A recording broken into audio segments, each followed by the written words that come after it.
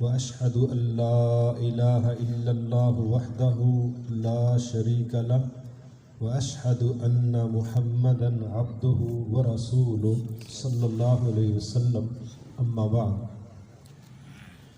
قال الله تعالى في كتابه المجيد أعوذ بالله السميع العليم من الشيطان الرجيم من حمزه ونفخه ونفسه لقد من الله على المؤمنين إذ بعث فيهم رسولا من أنفسهم يتلو عليهم آياته ويزكيهم ويعلمهم الكتاب والحكمة وإن كانوا من قبل لفي ضلال مبين وقال النبي صلى الله عليه وسلم إن الله يرفع بهذا الكتاب أقواما ويزع به آخرين۔ انتہائی واجب الاحترام بزرگوں، بھائیوں، ماؤں، بہنوں، اللہ آپ سب کی زندگی میں خیر و برکت نازل فرمائے۔ اللہ آپ کو ایمان والی، عافیت والی زندگی دے اور نجات والی اللہ تعالیٰ آخرت عطا فرمائے۔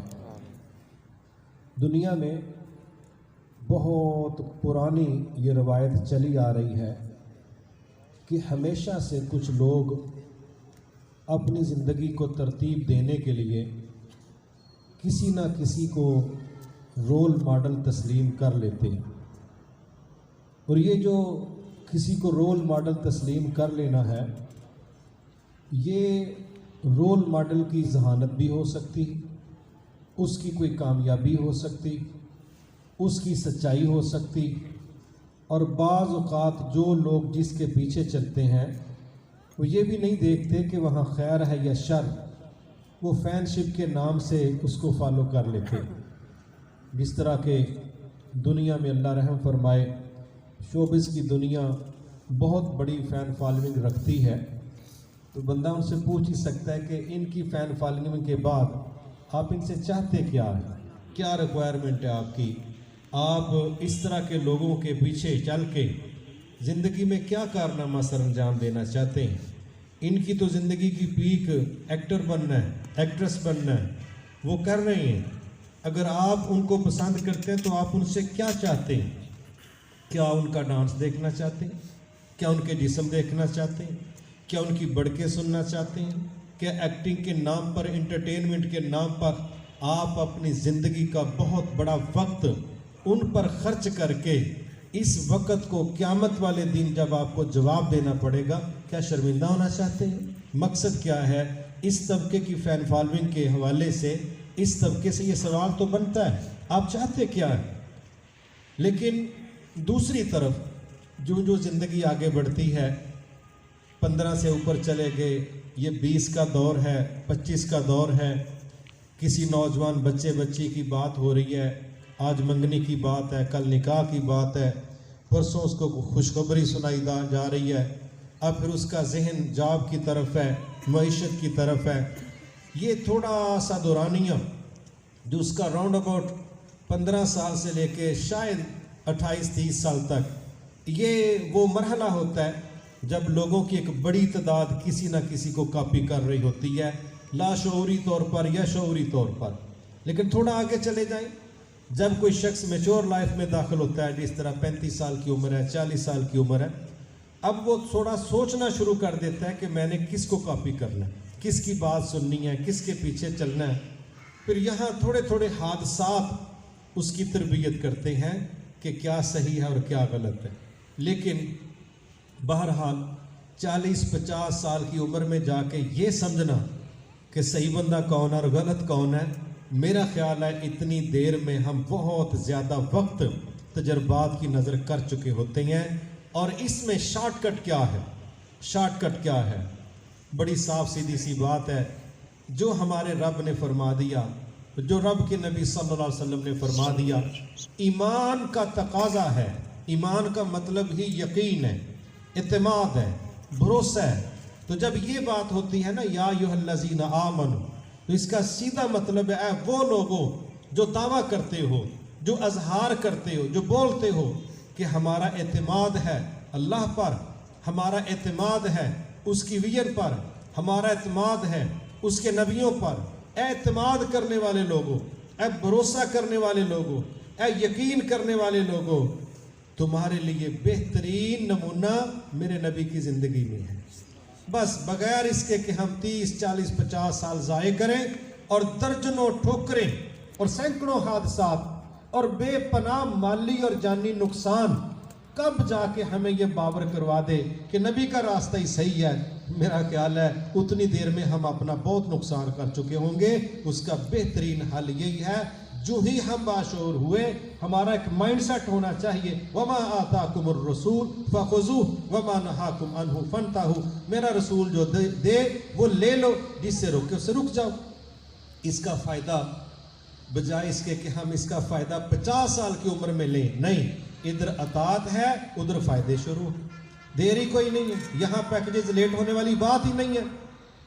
پھر ایک اور چیز وہ بڑی سمجھنے والی ہے کہ ہم جس چیز کو کاپی کرتے ہیں، جس چیز کے پیچھے چلتے ہیں، کوئی رشتہ داروں میں کسی کے پیچھے چلتا ہے، کوئی سیاستدانوں میں کسی کے پیچھے چلتا ہے، کوئی بزنس گروپ میں کسی کو فالو کرتا ہے، کوئی سپورٹس میں کسی کو فالو کرتا ہے، جو کسی کی سوچ ہے، ہر جگہ بے شمار کمیاں، کوتاہیاں، نقص ہیں، لیکن دنیا کے اندر ایک ہی ہستی ہے، اسپیشلی یہ پوری جماعت ہے انبیاء کی علیہ السلام، اور ہمارے لیے آخری نبی حضرت محمد صلی اللہ علیہ وسلم، کسی طرح کی کوئی کمی ہے ہی نہیں، کسی طرح کا کوئی نقص نہیں، کوئی عیب نہیں، کوئی کمزوری نہیں، خوبیاں ہی خوبیاں ہیں اور صرف کمالات ہیں۔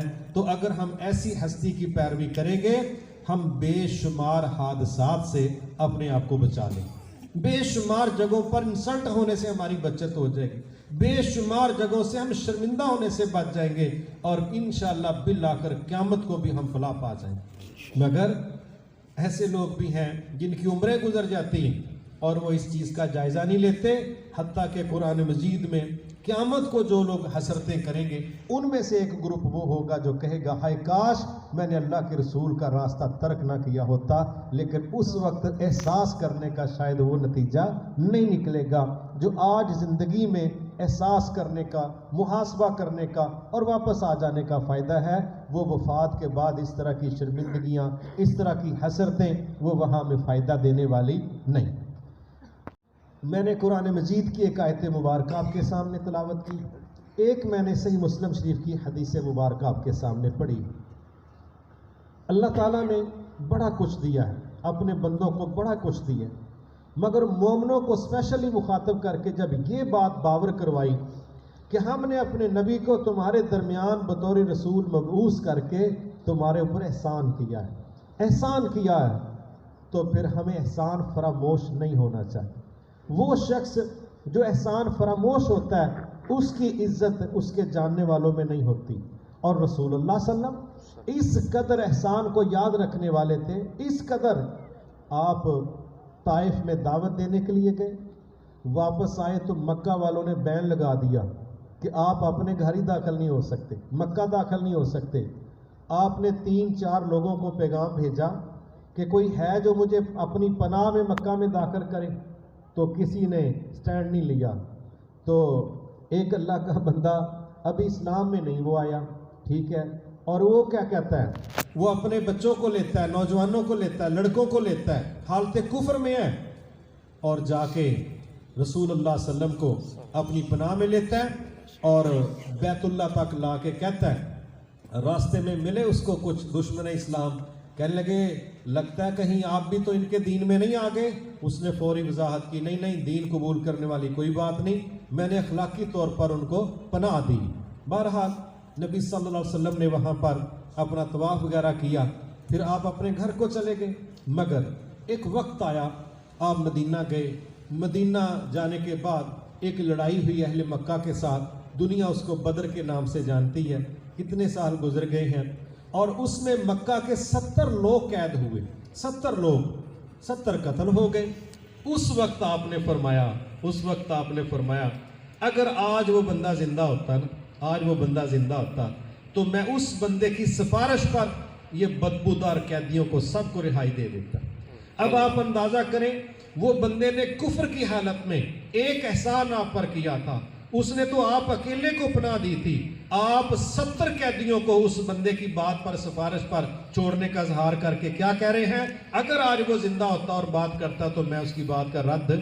یہ ہے اعلیٰ ظرفی، یہ ہے اعلیٰ اخلاق، یہ ہیں وہ لوگ کہ جنہوں نے دنیا میں ثابت کیا تھا کہ اگر کسی نے اخلاق سیکھنا ہے تو وہ ہم سے سیکھے۔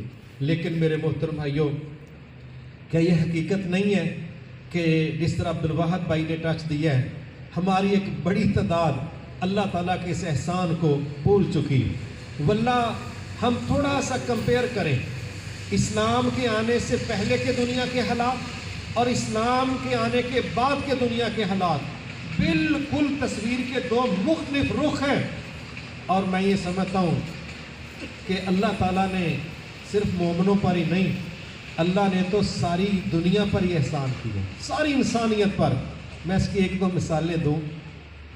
ایک لڑکی آئی رسول اللہ صلی اللہ علیہ وسلم کے پاس، کہتی ہے میرے والد نے فلاں جگہ میرا نکاح کیا، میں نہیں اس کے ساتھ جانا چاہتی، میں رخصتی نہیں لینا چاہتی۔ اللہ کے نبی نے نکاح اس کا کینسل کر دیا۔ ایک اور آئی، آ کے کہتی ہے کہ میرا نکاح کیا ہے میرے والد نے، تو آپ مجھے بتائیں میں کیا کروں؟ آپ نے فرمایا رکھنا چاہتی ہو تو رکھ لو اور کینسل کرنا چاہتی ہو تو کینسل کر دو۔ کہتی ہے اچھا میں کینسل نہیں کروں گی، رکھ لوں گی، بس میں نے دیکھنا یہ تھا کہ اسلام نے ہمیں بھی کچھ دیا ہے کہ پرانا نظام ہی چلتا آ رہا ہے۔ ایک احساس ہے، کیا تبدیلی؟ وہ باتیں جو اسلام کے آنے سے پہلے تھیں، واللہ میں سمجھتا ہوں کہ یہ عجیب ماحول نہیں کہ رولز ہی کوئی نہیں، کوئی قاعدہ ضابطہ ہی نہیں کہ بھئی آپ دنیا میں آئے ہیں، آپ کی ڈیوٹی کیا ہے، ڈیوٹی ادا کرنے کا طریقہ کار کیا ہے، کوئی دلیل نہیں۔ میں تو حیران ہوتا ہوں، بابا جی محمد علی جناح وہ کہتے ہیں میں نے ایک یونیورسٹی میں داخلہ لینا تھا تو میں اس یونیورسٹی میں گیا، کہتے ہیں میں نے اس کے گیٹ کے اوپر جو قانون بنانے والے ماہرین تھے نا، ماہرین قانون ساز لوگ، ان کے نام لکھے ہوئے تھے، تو کہتے ہیں میں حیران ہو گیا، جتنے قانون کے ماہرین کے نام لکھے ہوئے تھے سب سے اوپر میرے نبی کا نام لکھا ہوا، سب سے اوپر۔ اور جس طریقے سے قانون سازی وہ کر گئے، اللہ اکبر۔ آپ اس دور میں سب سے بڑا عجیب مسئلہ ہمارا معیشت کا ہے نا، آپ دیکھیں کہ نبی صلی اللہ علیہ وسلم نے معیشت کو کس طریقے سے زکوٰۃ اور صدقات کے نام پر اور بیت المال کے جتنے ذرائع ہیں سب کو کس طریقے سے اللہ کے نبی نے مینج کی۔ بندہ حیران ہوتا ہے، ایک ایک چیز کو ڈیٹیل کے ساتھ بتلایا۔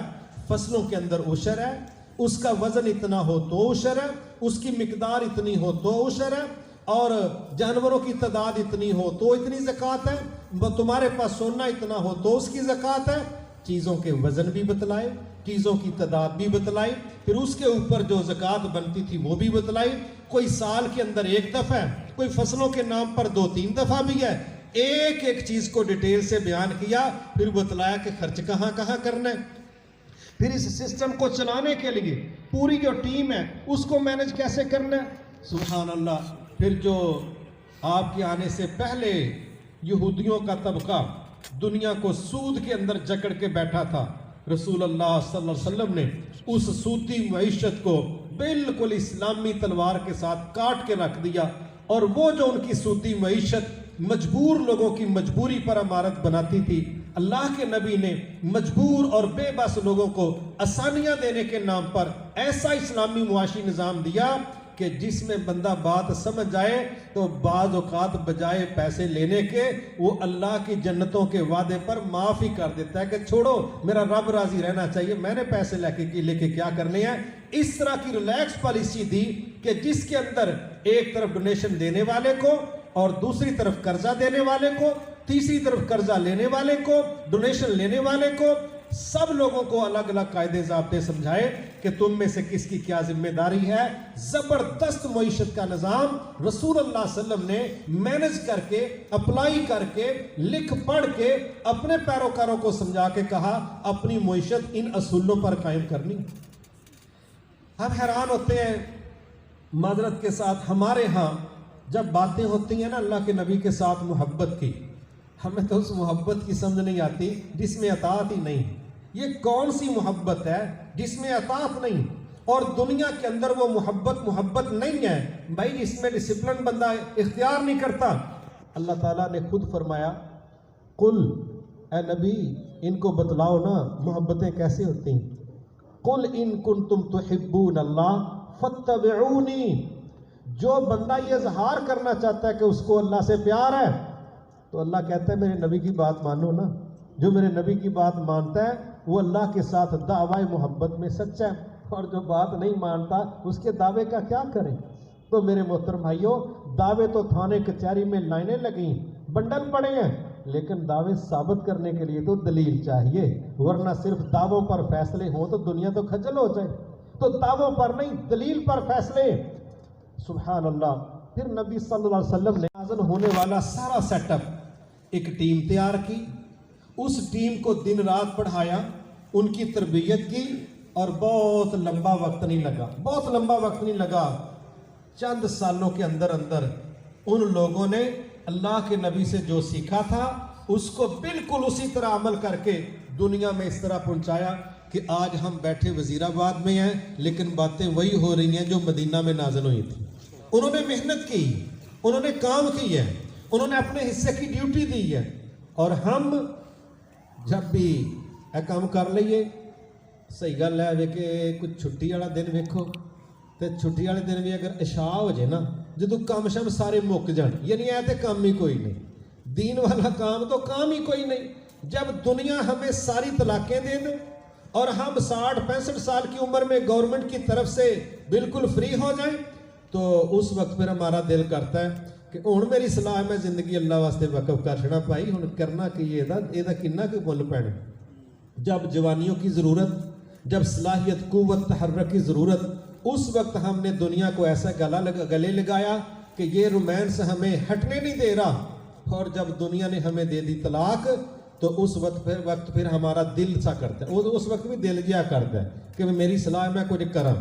میرے محترم بھائیوں، رسول اللہ صلی اللہ علیہ وسلم نے صحیح مسلم شریف کی یہ حدیث مبارکہ جو میں نے آپ کے سامنے پڑھی، ہمیں نے کہ گر بتلایا۔ میں حیران ہوتا ہوں، یہاں میرے نوجوان ساتھی زیادہ ہیں، بزرگ ذرا تھوڑے ہیں، لیکن ایک چیز میں ایج فیکٹر جو ہوتا ہے اس پہ میں ایک بات کرنے لگا ہوں۔ جب بندے کی عمر 40 سال سے اوپر جاتی ہے تو سوشل میڈیا تو سارے یوز کرتے ہیں، جوان بھی کرتے ہیں، یہ بھی کرتے ہیں، مگر ان کی نا ویڈیوز دیکھنے کی، سکرولنگ کی، ریسرچ کی، ان کا نا موضوع بدل جاتا ہے۔ ٹھیک ہے کہ وہ ان کا احساس ہوتا ہے اب صحت بنانے کے اور بچانے والے نسخے وہ زیادہ دیکھتے ہیں، حکیموں کی باتیں سنیں گے، گوڈے لے بیٹھے نے، کنا دا روڑا بن گیا ہے تے آوازاں ہوندیاں نے گوڈیاں دے وچوں، سارے بغیر اٹھیا نہیں جاندا، واش روم بندہ بیٹھ کے باہر نکلے دے غصے چاہندا جے پیپ لوا چھڑ دے اندر جنوں پھڑ کے بندہ کھلو جے مر چلے نے۔ بس اس طرح کی نا صحت کے متعلق ہماری باتیں اور سوچیں شروع ہو جاتی ہیں، اور ہم کیا چاہتے ہیں؟ کوئی گر، کوئی نسخہ، یہ بتائیں۔ اللہ اکبر، نسخے بڑی دنیا بتاتی۔ آج آپ نسخے بتانے والوں کو پڑھیں گے نا، آپ کو پتا چلے گا دنیا کا مائنڈ سیٹ کیا ہے، دنیا دیکھنا کیا چاہتی ہے، سننا کیا چاہتی ہے۔ ایک میں مثال دینے لگا ہوں، انٹرٹینمنٹ کے نام پر دین کے حوالے سے اگر دیکھا جائے تو دنیا کی توجہ سوشل میڈیا میں وہ نہیں جتنی توجہ انٹرٹینمنٹ کے نام پر، اور بالخصوص ان میں سے بھی ان لوگوں پر جو ہنسنے ہنسانے کا کام کرتے ہیں۔ ایسے لگتا ہے جیسے دنیا ڈپریشن میں ہے کثرت کے ساتھ، وہ ریلیکس ہونا چاہتی، لیکن ریلیکس ہونے کے لیے ان کے پاس لطیفے سننے کے علاوہ حل کوئی نہیں۔ ان کا مرض بتلا رہا ہے، وہ کسی چیز کی کمی محسوس کر رہے ہیں، اس لیے پھر وہ کبھی ادھر ہاتھ مار کبھی ادھر ٹامک ٹوئیاں مار۔ لیکن کاش اگر یہ سارے مسئلوں کے حل کے حوالے سے بھی ایک عقیدہ ہو، ایک عقیدہ کہ یار میرے مسئلے کا حل کیا میرا خالق بتا سکتا ہے، میرے مسئلے کا حل کیا میرے خالق کے پاس ہے؟ تو عقیدت میں ہم ڈرتے ڈرتے کہہ دیتے ہیں نہیں اللہ کو تے سارے مسئلے دا حل ہے، تے پھر اللہ دی مندے کیوں نہیں؟ دیکھو نا، رسول اللہ صلی اللہ علیہ وسلم کے پاس ایک بندہ آیا، کہنے لگا میں شراب کو بطور علاج استعمال کر لوں؟ آپ نے فرمایا جو چیز خود بیماری ہے وہ کیا علاج کرے گی؟ دیکھو نا، ہمارے نبی اس کو کہہ رہے ہیں وہ خود مرض ہے، لیکن آج کتنے لوگ ہیں جو کہتے ہیں نہیں کھانگ جو ٹھیک ہوندی ہے۔ کیا خیال ہے؟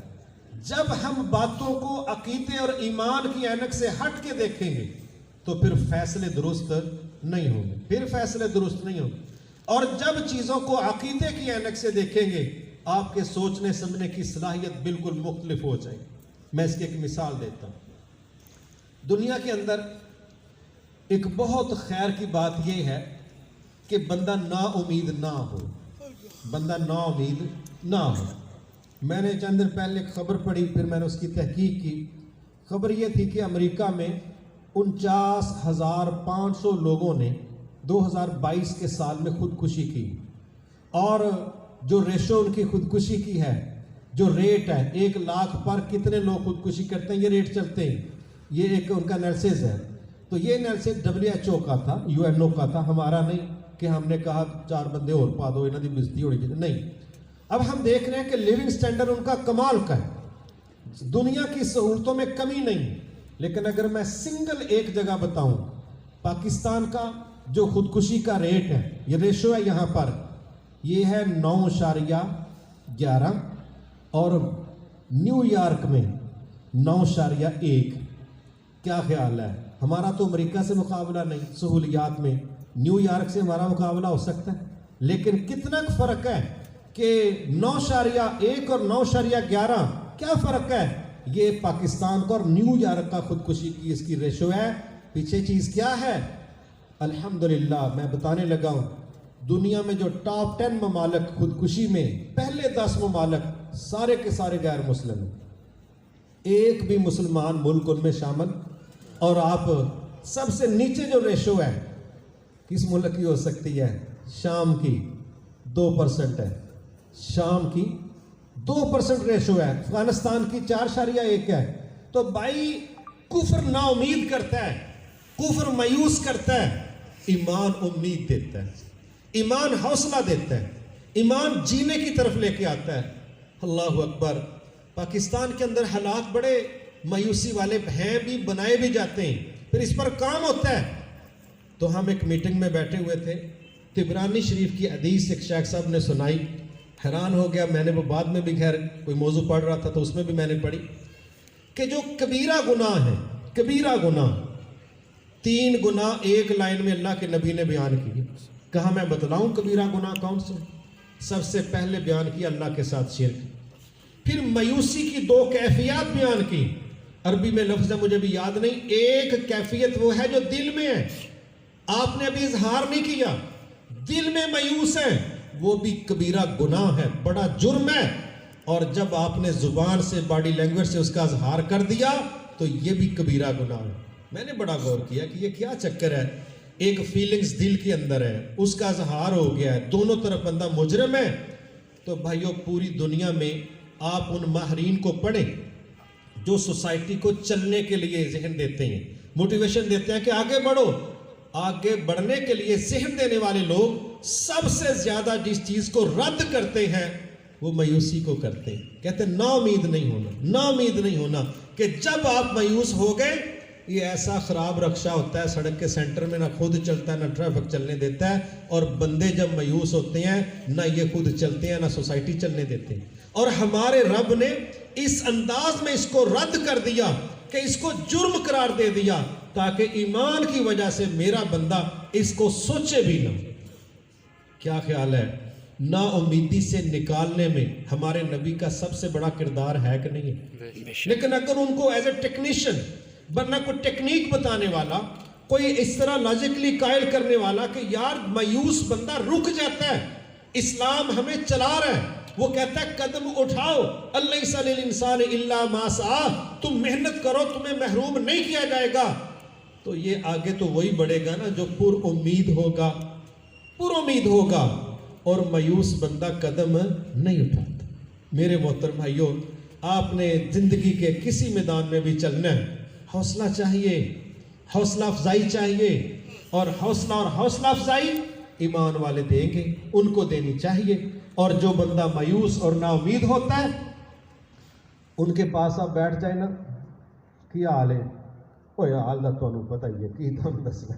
اچھا ہمارا ایک دوست ہے ماشاءاللہ، اس کو جب بھی پوچھنا نا کیا حال ہے، انہیں پہلا تو انی ٹھنڈی گہرا سانس لینا نا جی 500 فٹ ڈونگے بور تھلوں کو چاہ کھچ کے لیا لگا، پھر انہیں کہنا الحمدللہ علی کل حال ما کان فی. سبحان اللہ. میں اتنی لمبی عربی بولنے کا مقصد کہ سیدھا کہ مریاں پیاں اور کی سیدھی سی بات ہے. رسول اللہ صلی اللہ علیہ وسلم کا انداز کیا ہے؟ الحمدللہ بات ختم ہوئی. اور ایڈی لمبی عبارت نال لان رہے ہیں وہ سب دسنا چاہنے ہیں آپ ہی پڑھ لو ساڈے پلے کچھ نہیں بچے. میرے بھائیوں رسول اللہ صلی اللہ علیہ وسلم جیسے حالات ہم نے کتابوں میں پڑھے ہیں ہم نے فیس نہیں کیے. اللہ ہمیں محفوظ ہی رکھے.